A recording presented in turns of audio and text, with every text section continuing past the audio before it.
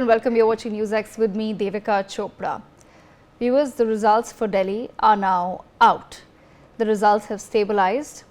I'm going to quickly take our viewers through what has happened in the national capital. This is where the vote share for the 2025 election stands. 43.66% for the Aam Aadmi Party, 45.97% for the BJP. What has that resulted in is 48 seats for the Bharatiya Janata Party and 22 seats for the Aam Aadmi Party for a vote share difference of roughly 2%. So BJP needed 36 to win. The halfway mark in the national capital is 36. The BJP currently stands at 48. So we are now quickly going to look at the 12 seats that have made the difference between a neck-and-neck fight in the national capital, which was being predicted earlier, versus the Bharatiya Janata Party sweeping and colouring the map of the national capital saffron, as you can see before you. The first crucial battle where the Aam Aadmi Party has lost is New Delhi, where Parvesh Sahib Singh of the Bharatiya Janata Party has defeated Arvind Kejriwal, AAP Supremo, by a vote margin of 4,089 votes. Timarpur, Surya Prakash Khatri of the BJP has defeated Surinder Pal Singh of the Aam Aadmi Party by a victory margin of 1,642 votes. Sangam Vihar, where Chandan Kumar Chaudhary of the BJP has defeated Dinesh Mohani of the Aam Aadmi Party by 344 votes. Rajinder Nagar, where Umang Bajaj of the BJP has defeated Durgesh Pathak, another prominent face of the Aam Aadmi Party, by 1,231 votes.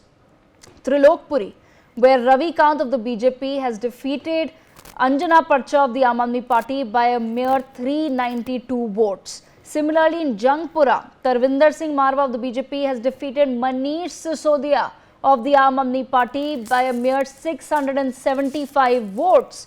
Malviya Nagar, where Satish Upadhyay of the BJP has defeated Somnath Bharti of the Aam Aadmi Party by 2,131 votes. Mehroli, where Gajendra Singh Yadav of the BJP has defeated Mahendra Chaudhary of the Aam Aadmi Party by 1,782 votes. So those were 8 seats. We have 4 more to go. Greater Kailash, where Shikha Roy of the BJP has defeated Saurabh Bhardwaj of the Aam Aadmi Party by 3,188 votes. Shadra, Sanjay Goyal of the BJP has defeated Jitinder Singh Shanti of the Aam Aadmi Party by 5,178 votes. Chhatarpur, Kartar Singh Tanwar of the BJP has defeated Brahm Singh Tanwar of the AAP by 6,239 votes. Harinagar, where Sham Sharma of the BJP has defeated Surinder Kumar Sethia of the Aam Aadmi Party by 6,632 votes. So those were the 12 seats which have made a difference to the Bharatiya Janata Party, and the basis of our analysis is a victory margin less than 7,000 votes. Interestingly, viewers, some of the key AAP leaders who have lost out on this election, they're all there in this list as well, but let me quickly take our viewers through the key AAP bigwigs, big leaders, big faces who have lost this election as well. Number one is, of course, Arvind Kejriwal. He is the national convener of the Aam Aadmi Party. He entered politics as a person who was against corruption through his anti-corruption movement against the previous Congress party. He was first sworn in as chief minister for a short duration in 2013, and he also led the Aam Aadmi Party to 2 consecutive thumping victories in 2015 and 2020 elections. But he, of course, was named the kingpin in the alleged liquor scam in Delhi by the Bharatiya Janata Party and the Congress, and of course the matter continues to be before the courts. Arvind Kejriwal has lost to BJP's Parvesh Verma from the New Delhi constituency.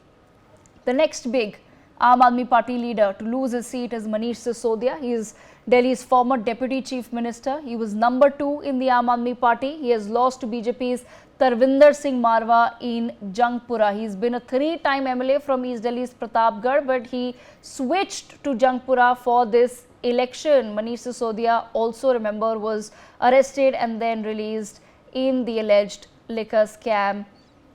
Like Arvind Kejriwal, he also, of course, refused to take up a seat in the government because they both said they will wait for the people's verdict. The third big name is Saurabh Bhardwaj. He is a prominent leader of the Aam Aadmi Party. He won from the Greater Kailash seat thrice in 2013 but has now lost to BJP's Shikha Roy this time. He's been a minister in the Delhi government. He's handled many portfolios like home, power, water supply, and in fact the Aam Aadmi Party was assuming that his seat would be a safe one. The fourth big name is Durgesh Pathak, a member of the AAP's top bodies, the Political Affairs Committee and National Executive. Durgesh Pathak has lost to BJP's Umang Bajaj in Delhi's Rajendra Nagar seat. He won the seat in 2022 in a by-election and he was re-nominated this time but has lost once again. The last but not least top Aam Aadmi Party leader is Satyendra Jain.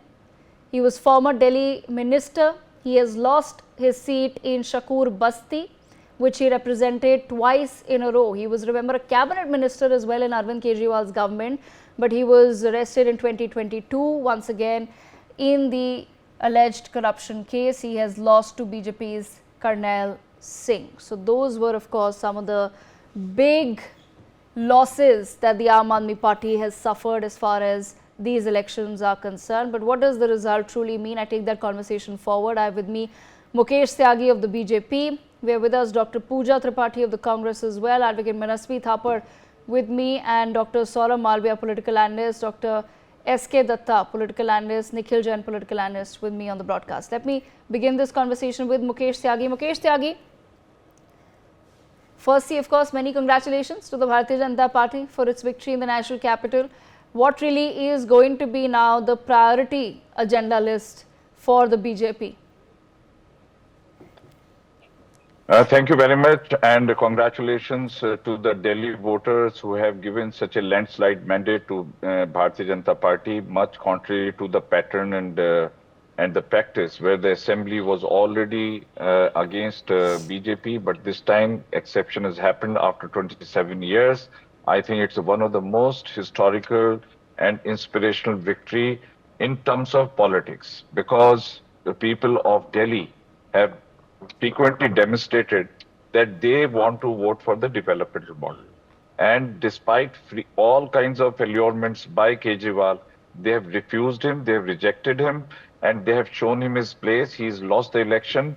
And I think this is the message to the entire country, that if you try to play a dirty game with the people of India, they'll give you one chance, two chances, three chances, but ultimately you will be languished to nothing. And that is exactly what is happening. Coming to the twin engine concept, let me tell you one thing. This is our absolutely established formula that any accelerated development of any part of the country needs a central government complete support to the state policies, and state policies should have the harmony rather than confrontation.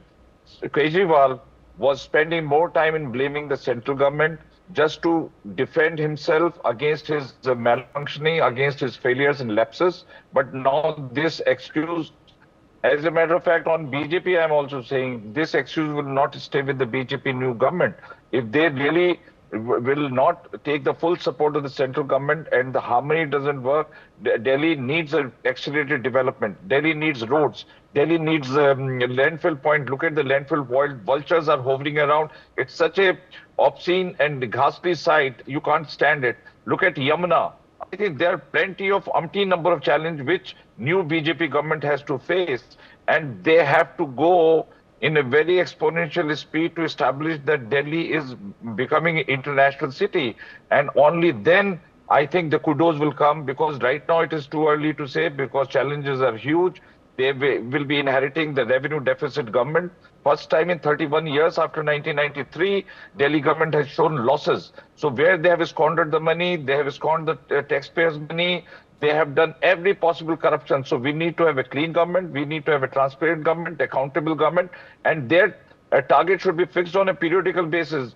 Every quarter there should be stringent review, what kind of targets have been given and what achievements have happened. So it is going to be a challenging task. But being a twin engine and having a faith in a Prime Minister Modi, I'm extremely sure that Delhi will have a paradigm shift in terms of it will be re-galvanized, it will be recast and revamped at Delhi, and soon Delhi people will be facing one of the finest cities in the world, and Delhi needs that pristine position because Delhi is international delegation come here, the creme de la creme live here, Prime Minister lives here, President lives here. What kind of impression we generate when we go to Yamuna? I mean, I think Mr. Yogi's challenge to Kejriwal that you take the dip in Yamuna, he refused. I think he said poisoning is done by Haryana. Another important factor is that all the adjoining states like Haryana, Uttar Pradesh, I think they'll be also enormously benefited. What Kejriwal was trying to do, he was trying to ring fence Delhi and trying to percolate all the benefits for the Delhi people, but he was creating a disharmony between these two states and discriminatory behavior with Haryanvis.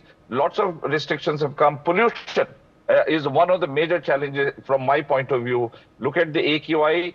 Might be giving a mohalla clinic. On the other hand, people were falling sick because it was like a smoke chimney and nobody wanted to come to Delhi. There was a huge migration happening out of Delhi. So these challenges need to be given the top priority. We need honest government, we need transparent government, and looking at the structural and the organizational structure of BJP, I'm very sure none of these people will ever dream of doing anything hanky-panky. The Okay. government will work professionally. Yeah, that's my take on this. Okay, I want to bring in Manasvi Thapar. Manasvi Thapar, did the Aam Aadmi Party somewhere maybe also take the voter of Delhi for granted? The reason why I'm asking that is because it is roughly believed that AAP's vote bank, or the seats that it got, it converted the Congress voter into an Aam Aadmi Party voter, and eventually, AAP became associated with policies related to freebies, and that they only look after a particular segment of people living in the national capital and not everyone at large. So have these elections somewhere proven that maybe the Aam Aadmi Party took the other residents of Delhi a little bit for granted? The residents who have been complaining about pertinent issues like air pollution, like the water crisis in Delhi, like the garbage crisis in Delhi, the poor infrastructure in Delhi, because ultimately somewhere we have to also accept that this is the national capital of India. So I don't deny on any of these charges against Aam Aadmi Party, and on the contrary, what happened in this election is a very good, very important and a good political learning for everyone who aims to be in politics or are already in politics, that you have to work on your promises, how hard the situations could be, or you would have made your situations that way. But either ways, you have to prove on what you have said before the election and how do you deliver that. And this is what has come out. So what happened is, here is that anti-BJP vote bank is still there. The BJP consolidated its vote bank. They did not have any grassroots level leaders or prominent faces in Delhi, but they had Prime Minister Narendra Modi with them. And that kind of persona coming in this election, though they lost 2019, 15 they lost, even after that, 2025, the only vote which could be converted into a seat would have been from Prime Minister Narendra Modi. Even BJP had their own lacunas there, but they are yet out of power since 27 years, almost 30 years from Delhi, and it was their time to come. What happened with Aam Aadmi Party was they took everything for granted. And further, apart from taking things for granted, is what you have to understand from the Indian perspective is, we as Indian voters do not, we can let go corruption for once while voting, but we cannot let go arrogance at any point. So what came in between Aam Aadmi Party was the destruction of that Aam Aadmi image, the creation of Sheesh Mahal and the liquor gate scam, and all these things. Basically, we could forego everything. So also what happened with Arvind Kejriwal was, it was a centralized structure. The fall of Arvind Kejriwal is fall of Aam Aadmi Party. So it is not a systematic party. It is not a party built on karyakartas or systems like the BJP is. Even Congress is not so decentralized as BJP is in structure. So what happens with Aam Aadmi Party and Arvind Kejriwal, it's just around one particular person. And now with the fall of Arvind Kejriwal, which was a crusader against corruption, a person who was hope in the Indian politics, an idea in India against anti-corruption, and suddenly in the last 4 years, what we have seen is a complete change of systems we have seen. The Sheesh Mahal is basically where the people voted against him. The arrogance which came in the party was where the people voted against him. So people wanted him to lead. He was at one particular time considered to be the next in command to become the prime minister of our country, though limited to just a state with 70 seats. He was considered to be the next aspirational person in the national politics. But suddenly, when we see 2025, he could not win his own seat. So this is where the Indian politics boils down to. You have to stand on your words. And if you have an Aam Aadmi Party image, you had a muffler, you had a Wagoner, and suddenly you are completely transformed into a Khas Aadmi. So he made his walls very big. He made his perception that I am the most honest person and I am not going to use any facilities of the government so big that people actually believed him. And when he did not continue that, so people were somewhere jittery about it. You said something, you are not following your own rules or your own wisdom which you wanted the Indian politics to work on. This is where he failed. So this is something which should not have happened. Obviously, a chief minister cannot live in a 1 BHK. We don't expect that to happen. But this is what he had said. This is what he made people of Delhi to believe, that a chief minister should be the one who would not use any facilities.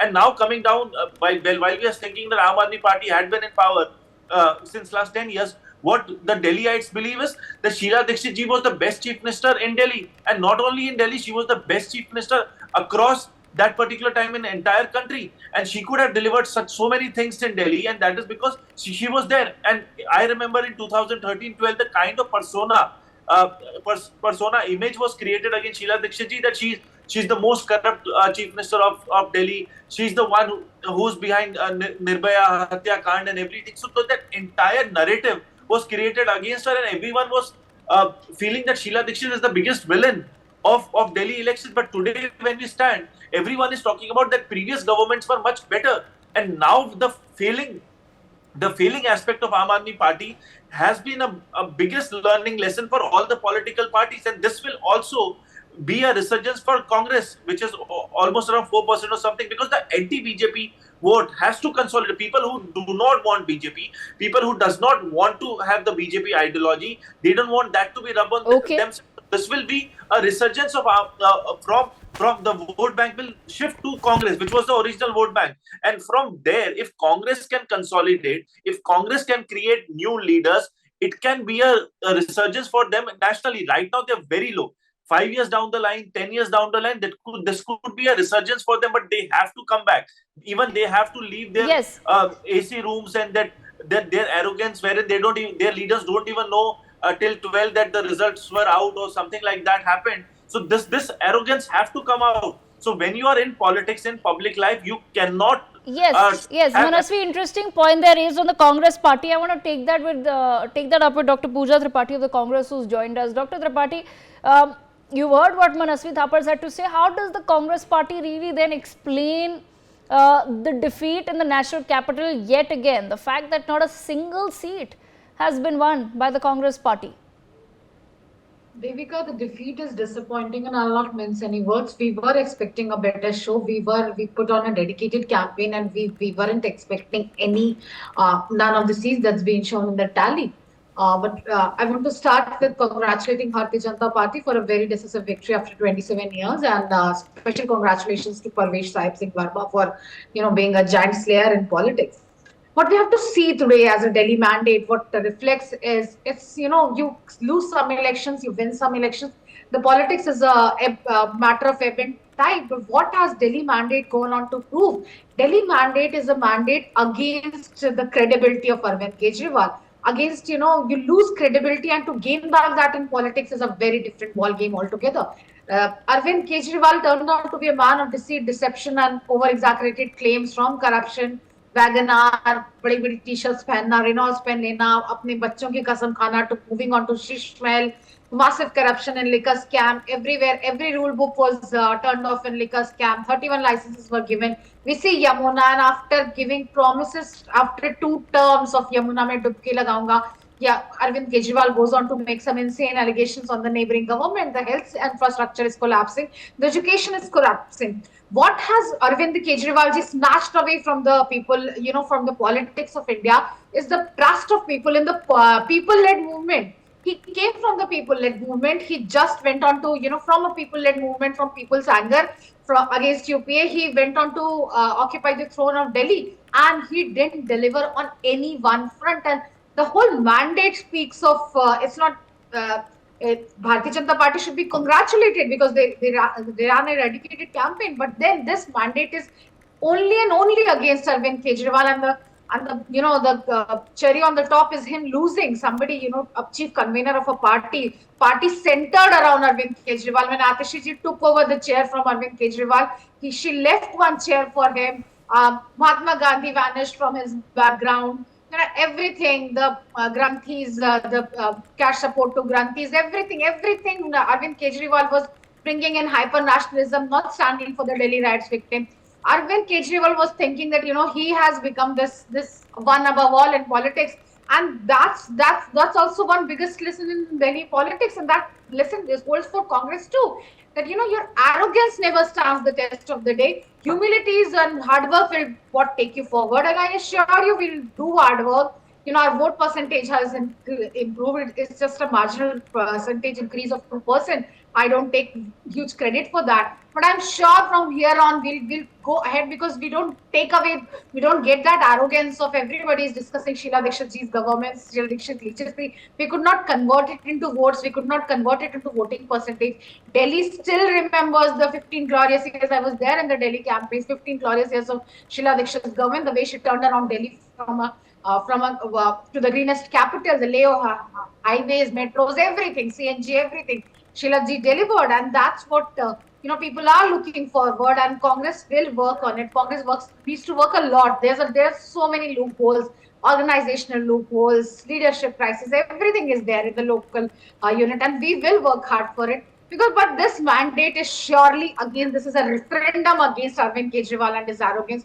And this politics, and the beauty of this politics is Janta ki Malik hai. You cannot claim yourself to be the king and the kingmakers of the people. People will decide whom to put on the throne. People will decide. People gave you a second term, even after, you had all this Okay. with LG. Okay. But Meanwhile, then okay. you All right. just Okay. downhill story. All right. Meanwhile, my colleagues have also spoken to other leaders of the BJP, ministers of the BJP, on the historic victory. Let's quickly listen in to what they've had to say. Delhi में BJP की भारी बहुमत से जीत हुई है और इस पर हमारे साथ बातचीत करने के लिए बीजेपी सांसद रवि किशन हैं। आप मशहूर एक्टर भी हैं, भोजपुरी के हैं। पूर्वांचलियों ने जिस प्रकार से उत्साह दिखाई है, क्या कहेंगे? मैं धन्यवाद देव हम समस्त पूर्वांचलिया हमारे समाज के।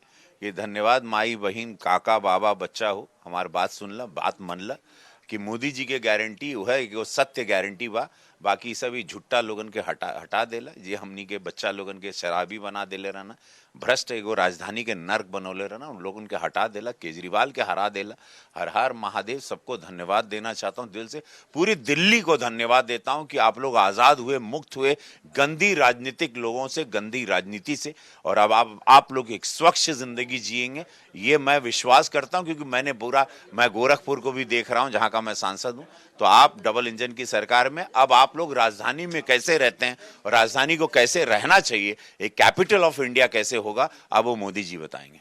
27 साल के बाद वनवास से आप लोग वापस लौटे हैं, तो जितनी बड़ी जीत है, चुनौतियां उतनी बड़ी होगी? कोई चुनौती नहीं। गंगा जी को प्रधानमंत्री मोदी जी, डबल इंजन सरकार मोदी योगी जी साफ कर दिए।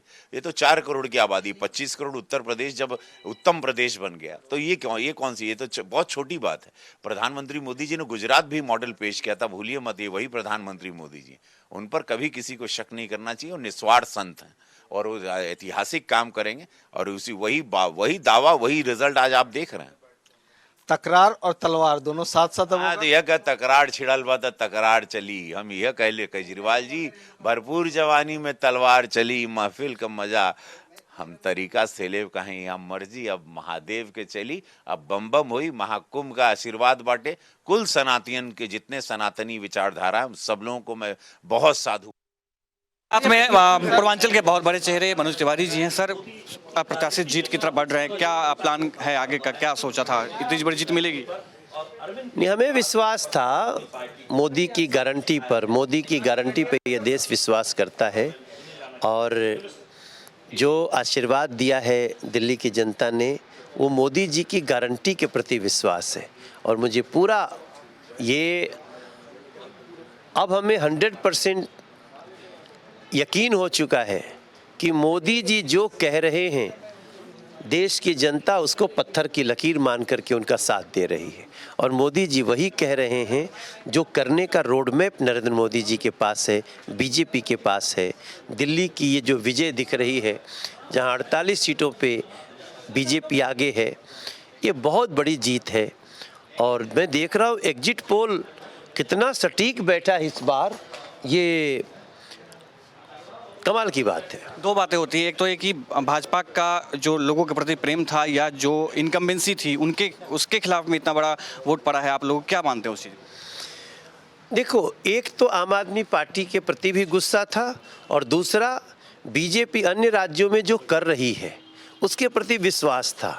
नरेंद्र मोदी जी अब विश्वास के प्रतीक बन गए हैं, इसमें कोई दो राय नहीं रहा। जो कुछ लोग जो थोड़ा सा सोचते थे ये जो कह रहे हैं कैसे होगा, अब वो विश्वास कर लिए, मोदी जी ने कह दिया तो होगा।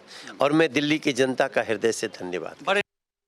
मोदी जी की गारंटी पे अगाध विश्वास जो जनता ने सिखाया है, क्योंकि वो जानते हैं मोदी है तो अरविंद केजरीवाल खुद चुनाव हार गए, मनीष सिसोदिया खुद चुनाव हार गए, ऐसा बड़ा कारण क्या था? दिल्ली के देवतुल्य मतदाता ने आम आदमी पार्टी के 1 दशक के कुशासन और मोदी जी की गारंटी, डबल इंजन की भाजपा की सरकार पे जो अगाध विश्वास दिखाएंगे उसका। आपको इतना विश्वास था इतनी सीटें आएंगी? दिल्ली के देवतुल्य मतदाता का जनादेश शर्मा। ये थी बांसुरी स्वराज, जिनका कहना है कि दिल्ली की जनता ने अरविंद केजरीवाल आम आदमी पार्टी को बता दिया कि वो दिल्ली के साथ धोखा कर रहे थे। कैमरामैन अंकुश के साथ संजय शर्मा। बीजेपी के राष्ट्रीय महासचिव अरुण सिंह जी यहाँ पर मौजूद है। अरुण सिंह जी, ये जो जश्न का माहौल है दिल्ली में 27 साल के बाद की वापसी का, इसमें कार्यकर्ताओं और बीजेपी, आप सबसे बड़ा श्रेय किसको दे रहे हैं? देखिए, सभी लोग यहाँ पे आकर के माननीय प्रधानमंत्री जी का अभिनंदन करने के लिए आतुर हैं। और जब प्रधानमंत्री जी आएंगे, मोदी जी आएंगे तो उनका भव्य रूप से स्वागत करेंगे, अभिनंदन करेंगे। क्या क्या होगा सर? प्रधानमंत्री जी आएंगे तो यहाँ पर कार्यकर्ता को संबोधित भी करेंगे, कैसे स्वागत करेंगे? देखिए, प्रधानमंत्री मोदी जी के नेतृत्व में इतनी बड़ी जीत हुई है, इसलिए प्रधानमंत्री जी का अभिनंदन होगा। अब माननीय प्रधानमंत्री जी दिल्ली वासियों और जनता जनार्दन को संबोधित करेंगे। उन्होंने जो गारंटी दी थी दिल्ली की जनता को, आपको लगता है कि पूरी होगी? पूरा। अरुण जी, ये थे बीजेपी के राष्ट्रीय महासचिव अरुण सिंह, जिनका कहना है कि जो गारंटी प्रधानमंत्री नरेंद्र मोदी ने दी थी वो गारंटियां जरूर पूरी होगी। कैमरामैन अंकुश के साथ Sanjay Sharma. Okay, Mukesh Tyagi, bringing you back into the conversation. Of course, the one big question that everyone has, who will be the next Chief Minister of the national capital? I know you're not going to give me a very straight answer, but Parvesh Verma, he's defeated Arvind Kejriwal. So that's the big question mark that everyone has. Devika, you are a very seasoned and senior journalist, and you have witnessed how BJP takes decision about appointing the chief minister of any state, whether it's Haryana, Rajasthan, Madhya Pradesh. Tell me which established phase came, including Madhya Pradesh, where there were all speculation that so and so will become the chief minister, but it is contrary to all speculation. BJP takes its independent decision. It does not want anybody to feel indispensable. It does not want anybody to feel that I am the only competent candidate. Look at the experiment we have done in Maharashtra, where Mr. Fadnavis became the deputy chief minister so seamlessly. Not even a slightest discomfort noise came from his side. And so similarly, in Haryana also, we have got a very new candidate. So we have a different ways to look at it. And that's the reason we don't declare anybody chief ministerial candidate. So there is a inherent competition between the workers that yes, if you can be one of the possibilities that you can be the chief minister. So it provides a inherent and automatic drive in the workers that today I can be also recognized as a spotlight and I can become the chief minister irrespective of my experience in the party, length of my stay in the party, as long as my credentials are above board, my character is above board, and I have the energy and intention to do good work. So I think promising and delivery, because as twin engine government, Delhi is going to face a lot of challenges. We have got very short time, and the challenges are humongous. So we need somebody who can dedicate itself what Prime Minister Modi promised, whatever the continuity of the existing schemes, combining both together and adding more value. So this is going to be a marathon for anyone who will be the chief minister. So they will have to undo a lot of rotten stuff which has come. The pollution abatement is one of the major challenges. It does not happen unless you bring about radical changes in the infrastructure, road construction. We have got Nitin Gadkari ji, who has, I think, he has done exemplary work, 30 kilometers a day. So we have got a very able team. And I'm sure very soon, I think the legislative body and the High Command will reach to a most logical conclusion who is the right and most appropriate person. I can't say Pravesh Verma. He's obviously a very promising candidate. He was a member of parliament twice. His father was with the impeccable track record, Sahib Singh Verma, who was the chief minister, and he has fought very well. He has trounced Kejriwal. Literally, it's a death nail to our party. And that kind of in a triangular fight where Sheila Dikshit's son was also contesting, so he had a humongous challenge in front of him to liquidate two very, very formidable competitors. And he could demolish with 4,025 votes. Look at the number of difference. It is not just 200 or 300. So Pravesh Verma is obviously a very, very promising candidate. But will he be the chief minister? That's $1 million question. Okay, all right. Like I said, I knew that I'm not really going to get a clear answer on that, but I completely sympathize with Mukesh Tyagi on that note as well. Live visuals, viewers, coming in from the BJP headquarters in Delhi, where of course the atmosphere is extremely jubilant. But before we move on, what are some of the key takeaways of the Delhi election? Let me quickly take our viewers through those as well. The Bharatiya Janata Party has returned to rule the national capital with a decisive mandate after 1998, winning 48 out of the 70 seats, which means that the rule of the BJP will be a comfortable one for the next 5 years. Takeaway number 2. BJP's win in Delhi means that the BJP and its allies are now in power in over 20 states and union territories of the nation. Delhi has been, of course, witnessed this winning streak by the Bharatiya Janata Party, where it's swept several seats, but we've seen that BJP has been giving some surprising victories as well in states like Haryana, for example, where they were predicted to lose but came back to power with a decisive mandate. Takeaway number 3, Aam Aadmi Party has been reduced to 22 seats compared to the resounding 62 seats that they had won last time. So the neck and neck competition that was being predicted for the elections has been proven wrong. Takeaway number 4, BJP has improved its vote share by just 7.29%, but managed to convert that vote share into grabbing 40 seats from the Aam Aadmi Party. At a vote share difference of merely 2%, BJP has bagged 40 seats from the AAP compared to its last victory of just 8 seats. It now stands at 48. Takeaway number 5, BJP's strategy of not presenting a CM face against Arvind Kejriwal or Atashi Singh has actually worked once again, fighting the elections on, of course, the face of the Prime Minister, on BJP's guarantees, clearly seems to have resonated somewhere with the voters of the national capital. Takeaway number 6, Aam Aadmi Party took the larger voter of Delhi a little bit lightly. It has been said for a long time that AAP has created or contributed towards a culture of freebies in the national capital, through which it has consolidated its vote bank. This vote bank flipped from the Congress to the Aam Aadmi Party in 2015, remember. AAP was hoping that the same vote bank, which has benefited in some ways from its policies on water, on free units of electricity, will once again work its charm, but it did not. Takeaway number 7, the anti-corruption image of the Aam Aadmi Party did in fact get dented by the alleged liquor scam and the BJP's campaign of Sheesh Mahal against Arvind Kejriwal. This has also been proven by the fact that Arvind Kejriwal, Manish Sisodia, Satyendra Jain, all of the AAP leaders who were behind bars have in fact lost their respective seats. Overall, The BJP has won the battle of perceptions once again. Arvind Kejriwal's credibility has been dented after being an anti-corruption crusader.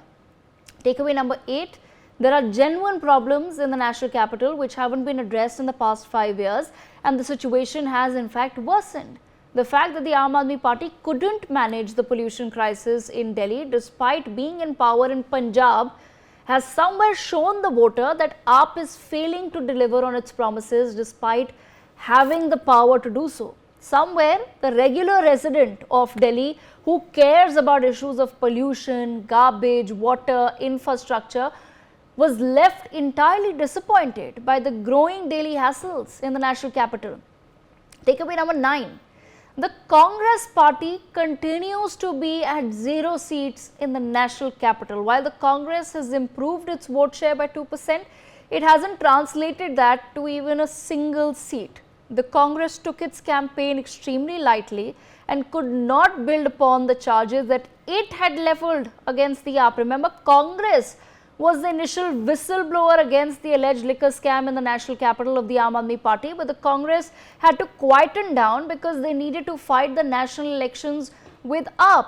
So this strategy of national elections with AAP but state elections against AAP left the Congress party looking a bit confused, but also in a major conundrum as far as Delhi is concerned on how to proceed.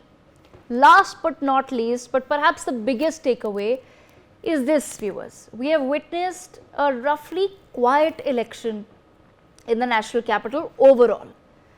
The mature voter of Delhi has now given a signal to the political parties that you cannot keep making promises that you can't deliver. If you perform in 5 years, you surely will come back. But as soon as political parties start slipping, the voter will boot you out. Larger concepts of voter loyalty may in fact not even apply to the national capital, which aspires to be a first-class city. And that, of course, are some of the key takeaways from this particular election. Let me, on that note, also bring in Nikhil Jain into the conversation. Nikhil, as far as the BJP's strategy of keeping the Aam Aadmi Party entirely on the defensive in this election is concerned, it seems as though the BJP was able to perform its duty as the opposition far better than the Congress, because I've just explained that Congress was the one actually that was the whistleblower as far as many issues in Delhi are concerned. So do you think that somewhere the BJP actually was just able to build up on those allegations, whereas the Congress had to somewhere take a back seat? Because the obvious question then one asks is, if they are so corrupt, if the Aam Aadmi Party is so corrupt, then why were you with them just 6 months ago for the national elections? So the BJP definitely has been a more refined electoral machine. But if you talk about the performance as an opposition, that I would strongly doubt, because the job of the opposition would have been to raise the issue when the issue came to front. They should have been raising the liquor scam. They should have been talking about the actual facts and figures in the alleged Sheesh Mahal scam. They should not have been, going around making these random jibes ki 4 lakh rupees ka toilet laga hai, sone ka toilet laga hai, allegations that they could never prove. Whereas the Congress did present documents of the alleged liquor scam on which the enforcement agencies did act. But even the action that the agencies, which are under the central government and indirectly under the BJP, those actions were parted. They could never file a charge sheet in such a long time, which is why different leaders from the Aam Aadmi Party are on bail. Now the point is, the point is that how do I justify the Congress being in an alliance with the Aam Aadmi Party? See, that goes to the cardinal principle of law and jurisprudence, which is nobody is guilty until proven so in a court of law. You cannot ask people to step down from politics or public life or from whatever just because there's an allegation or accusation against it, no matter who has made it. It was the BJP's job to take it to the logical conclusion, to make sure that the ED and the other agencies that were involved did their investigation on time, filed a charge sheet on time, ensure a speedy trial took place, and then put them in jail if they were indeed guilty, and if not, so be it. But that is not what the BJP did. And also, a lot of people are giving this victory to the BJP as if, they've done something great. What I feel is that this election was essentially a referendum on Arvind Kejriwal. Either people voted for him or against him. And honestly, I don't think people voted against Arvind Kejriwal because they're sick and tired of these freebies or sops or rebdies or whatever you call it. I think that is exactly what the people of the city wanted, because the BJP offered the very same things, the Congress offered the very same things. I think why Arvind Kejriwal has lost out is because he's proven himself to be a hypocrite of the highest order.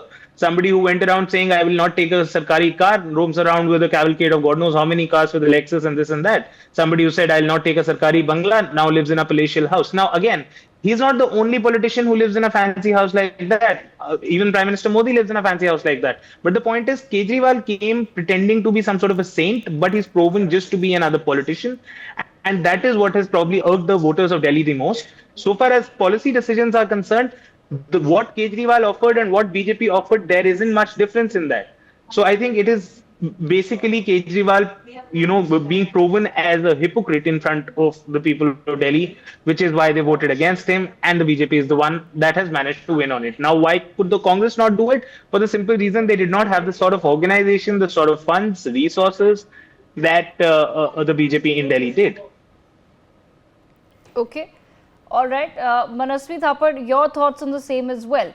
That the BJP really just performed its role by keeping the Aam Aadmi Party in check, by keeping them on the defensive the entire time, because the AAP really did have to prove a lot, especially even after some of its leaders did come out on bail. See, basically, in politics in India, it's all about the perception. The perception war, Aam Aadmi Party lost much before.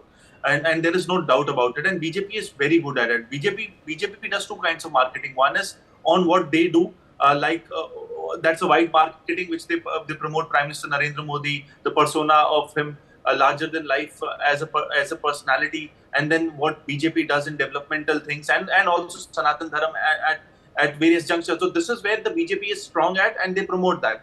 And then there is a negative marketing which BJP also does of the opposition leaders. So they created this image and that perception against Aam Aadmi Party, with Sheesh Mahal being there, with Yamuna being there, and all those things which were against Aam Aadmi Party, and people remembered that. And while people were going to vote for the first time, people thought that we have given enough chance to Arvind Kejriwal, and there are all things against him which were very much promoted by the BJP, and it's fair in politics, and I don't think there are two ways about it. And this is where the BJP came out as a united unit and won this election. And not only that, in last 10 years, if you see the BJP track record, leave the Lok Sabha also. In 2013, BJP was the largest in numbers of seats and also the vote share. In 2015, also the vote share was still there, 35%.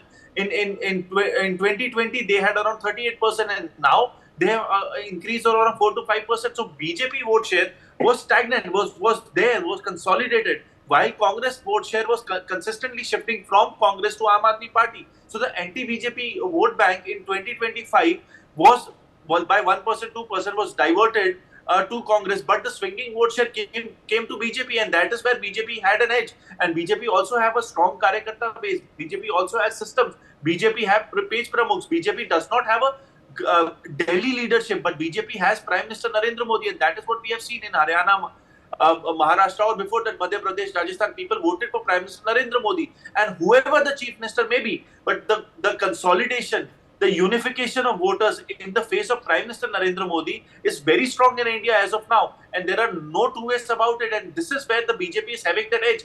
The persona of Prime Minister Narendra Modi, election on election, year on year, is increasing. What we saw in 2024, what we believed was that the beginning of end of BJP is going to be there. I think now, at this present moment, BJP is the strongest ever in its history. And this is the strongest party of Indian politics, and there are no two ways about it. And you have to learn, if you are in politics, you have to learn lessons from BJP, which is a 24/7 machinery, which works out every day, every minute. And not only that, not the top brass, all the brasses and all the ladders are consistently working.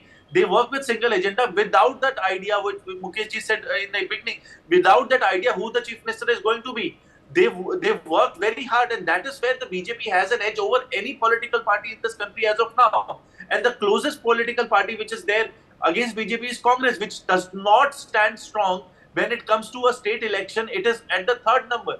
Look at how decimated Congress has come to, with just 4%, 5% vote share. So this is where Congress' reality is also that there is a very strong anti-BJP vote share, but who's going to consolidate that? So there is no consolidation of anti-BJP vote share happening. BJP has around 44-46% of vote share. The rest, entire anti-BJP vote share is there. And there is no system, there is no leadership, there is no unification happening against anti-BJP vote share. And there is where the edge of BJP is there. And it is very strong. I don't think there is two ways about it. Arvind Kejriwal in 2013 was a crusader against corruption, which was the hope a new breed in Indian politics came into spree. And across the country, people believed that he would be the change maker of the country. But look at 2025.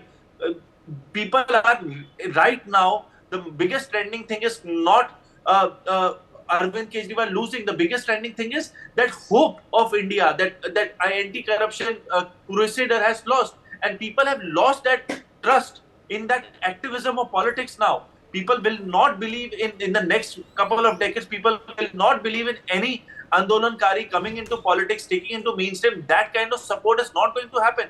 There are just two people who got this support. One was Jayaprakash Narayan, who never came into mainstream politics, and other was Arvind Kejriwal, who from an Andolan came into mainstream politics. And see what has it come boiled down to. So these are greatest of lessons in Indian politics. And if you are in politics and in opposition, you have to fight like BJP, think like BJP, and believe that you can consolidate that vote share, because vote share is there. BJP is not that 60-80% of vote share. BJP is still 40-44% vote share in Delhi, and across India is just 30-33% vote share. So there is a vacuum, but there is no consolidation happening on that vacuum. And you have to create that leadership. And Congress has also miserably failed.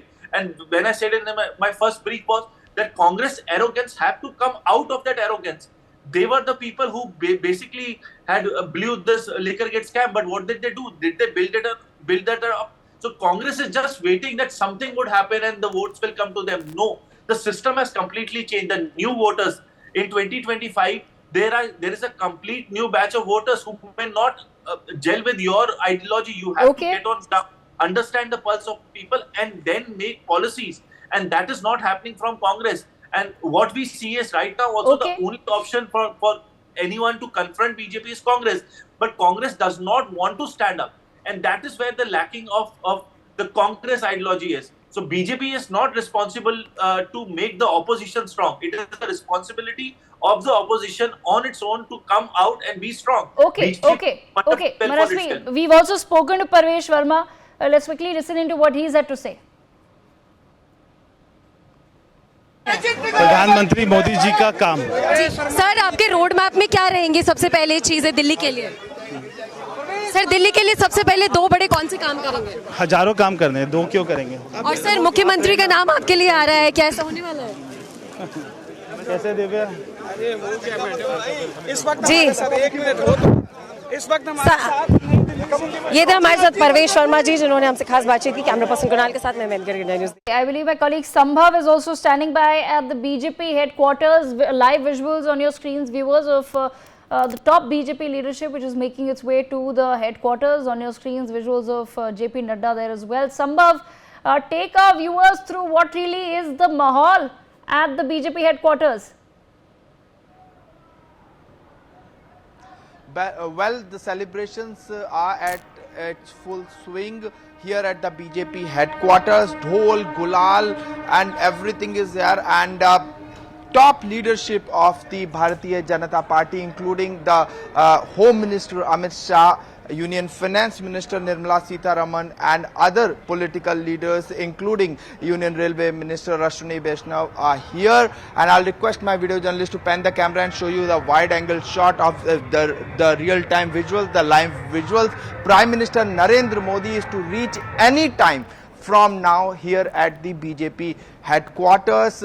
Celebrations are at a full swing here, and BJP is celebrating its victory, this Delhi Assembly elections victory, and Prime Minister is to address the BJP workers here from here, that is from BJP headquarters, and yes.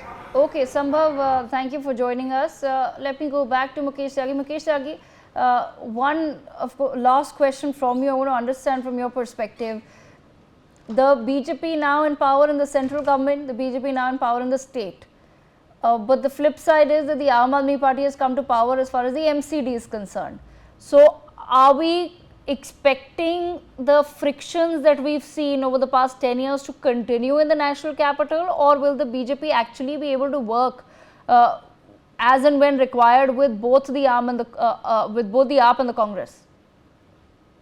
Devika, you have raised a very pertinent question, and this is the most appropriate question. Now, looking way forward, once the government is formed, opposition has got a fairly significant presence in the opposition. Now, if Kejriwal continues to perpetuate confrontationist policy, he will further expose himself. So he has to come across as a constructive opposition and supporting all the good policies which is in the interest of the Delhi people. Now, I'm expecting and I'm very apprehensive that being so revengeful and destructive mentality he will start his dharnas on the streets and he will come out with a confrontation model. He will not let any bill pass. He will create all kinds of noise. Assembly will face some kind of a commotion. But he will be living in a fool's paradise. Whatever, is already decimated. His political capital has diminished to very, very insignificant presence. If he continues to do so, then he is running the risk of complete elimination. So my advice to Kejriwal and our party that they should hold a positive position if they want to retain and preserve some political capital they are left with. So that is number one. But you are absolutely right. MCD being in the AAP control and they have a lot of jurisdictional issues. After the unification, it has become one unified corporation. So there is a challenge, but it is a very thin majority. If out of 250, I think it's a very small number. They are just by very thinly held in our party. So I'm very sure there is a possibility that MCD will also take a very constructive position, because they all know if they do not support Delhi people, if they do not support the development model which will be unleashed by the new government, and they will be, public will basically take revenge with them. And in the next election, they'll be completely wiped out. So if they want to hold the good face, then let them do the supportive job. And that is my advice to MCD. Okay, all right. I thank all of our guests on that note for joining us on the broadcast. Remember, Prime Minister Modi is headed to the BJP headquarters and he will be speaking very shortly. With that, we step into a very, very quick break. But stay tuned to NewsX. Our rolling coverage continues on the other side.